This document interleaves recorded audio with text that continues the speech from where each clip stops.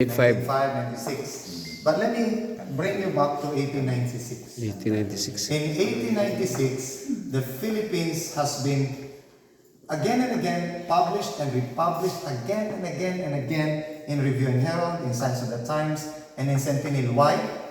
Because Philippines has been talked about in Congress and the Senate of the America. And what caused the talk? Because if America would win against Spain over Cuba and Puerto Rico, what will happen to the Philippines?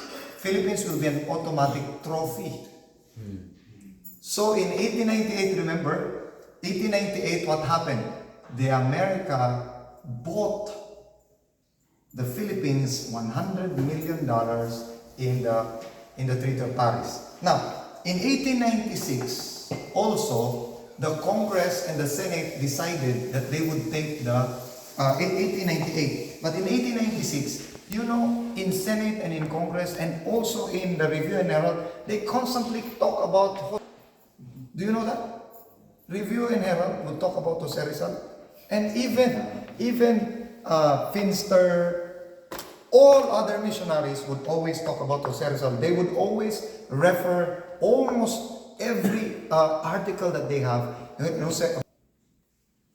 So he's quite popular even during 1896 in our review. Now, 1899, Monsoon requested the mission board to send him as a missionary to the Philippines. But since he can talk Malay, he was not sent. Instead, he was sent to Indonesia. But their first church will be built as the first church in the Philippines, 1911, 1912. Okay, and then there are already doctors and Adventist doctors in the Philippines during this time, but they are under the U.S. Army. Okay, there are nurses, there are canvassers, there are even sales in the Philippines even before Erwin came to the Philippines. Erwin came because of all these activities. So Erwin, the president of Australasian Union Mission or Conference, would go to Manila and he would stay 8 days and talking to Governor General Luke Wright. And Governor General said, by the way, I wrote an article in SSD website about the I will go missionary. Now, he said, why don't you put your church here? I know that you are very diligent people. So then he went to the Joint Conference, and in the Joint Conference, the Americans, California, decided to send a doctor. But the Australians said, why would they send America? No, Australia must go. They said, they're getting their meat in Australia. Now, why can't they get their spiritual meat from Australia too?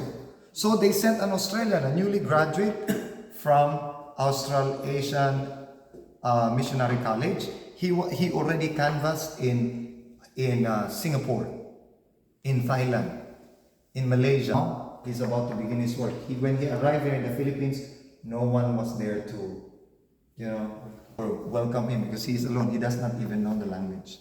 And then after him, someone was sent by the name of James McElhaney, the president of the Joint Conference in 1936. I think two consecutive.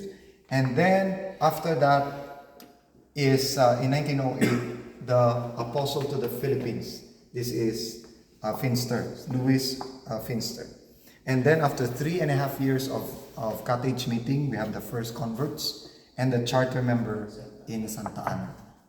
And then from that, he began to disciple local people because there was no missionary yet. There was no other missionary but him.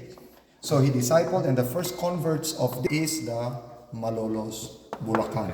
So our first Filipino is Babiano Panes, we have Emilio Manalaysay, Felix Manalo, and Leon Roda. And you know the rest of the story, what happened to Felix Manalo. In 1914, we established the building, the first established building.